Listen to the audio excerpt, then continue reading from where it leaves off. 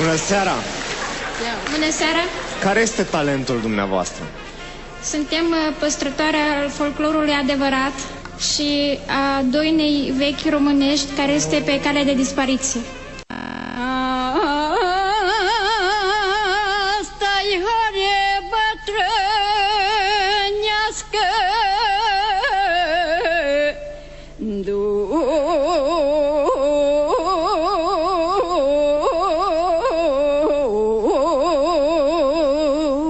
nu-i copil să horească și îngruma să o învârtească.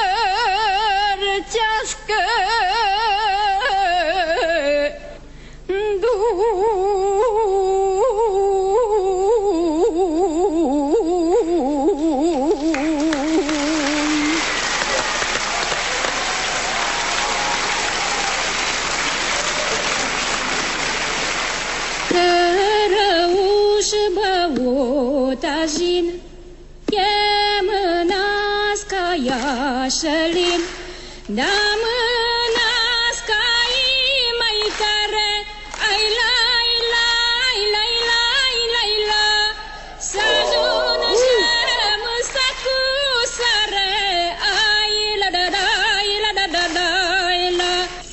Cărăuș băutăjin, e mânească iașălin, ai la mânească-i mai tare, ai lai, la, da da da la, da la da la, să ajungem însă cu sare, ai la da la, la da da la, la. Mulțumim! Dragile noastre, ne bucurăm foarte mult că ne-ați arătat acest obicei de nuntă. Cred că este unul dintre cele mai frumoase. Mă bucur foarte mult că ați venit să ne arătați această mică parte din folclorul nostru. Și noi suntem îndrăgostite de vocea dumneavoastră atunci când cântați muzică populară. Mulțumesc din suflet, mulțumesc! Eu zic că în epoca asta în care totul înseamnă megabits, Wi-Fi, electro, avem nevoie de un moment din ăsta. Vocea voastră sună cu adevărat special, adică nu mi-a fost dat să aud până acum asemenea interpretare. Ceea ce arată că, uite, mi-e străină latura asta și e păcat și vreau să vă mulțumesc că mi-ați făcut-o cunoscută. Eu vă spun da din toată inima. Vă mulțumesc! Răspunsul meu este da, cu admirație. Andy. Susțin total demersul celor două doamne. Da. Felicitări, mergeți în etapa următoare. Doamne ajută! Doamne ajută! Ați fost extraordinare. Foarte bine, dar eu supărată când bătrână și aș vrea să fiu mai tânără să pot și înainta. Dar așa nu știu cât voi putea merge mai departe.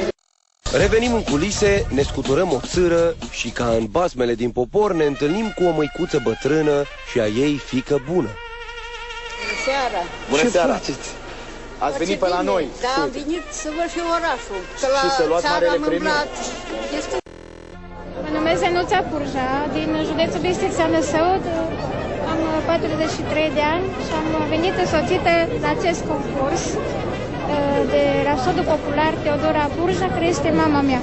Am venit aici pentru ca să cânt o doină bătrânească, ca să nu uite tineretul de-amu, că cum am fost noi bătrâni, cum am horit eu la sășere, la sapă și eu nu vreau să le urc, că mi-e drag să-și vreau deja alții.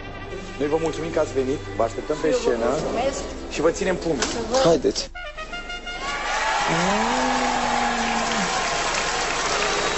Bună seara!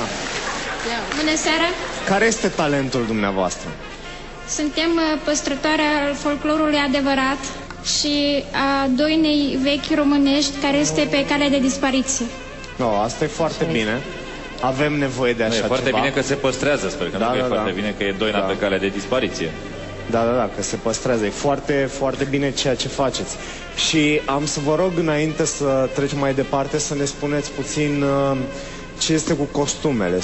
Deci eu mă îmbrac în costum dacic, așa cum este și mama mea îmbrăcat acum. Ce vechime are costumul? Peste 100 de ani. Wow! Îți dai seama? Bun, și în această seară... În această seară am venit cu un fragment din Obicei de nuntă și cu horile vechi cu noduri. Horea cu noduri este un stil de interpretare foarte vechi, bine, pe vremea iobăgiei, când biciul asupritorului cădeau iobagilor pe spate, iobagii nu igneau, ci cântau și durerea în cântec se transforma în noduri. Am văzut că acest stil se pierde și de când am început să cânt, am urmărit întotdeauna să aduc în atenție acest folclor vechi, străvechi, care a intrat anul acesta în patrimoniul UNESCO. Este o valoare a românilor și este păcat să se piardă.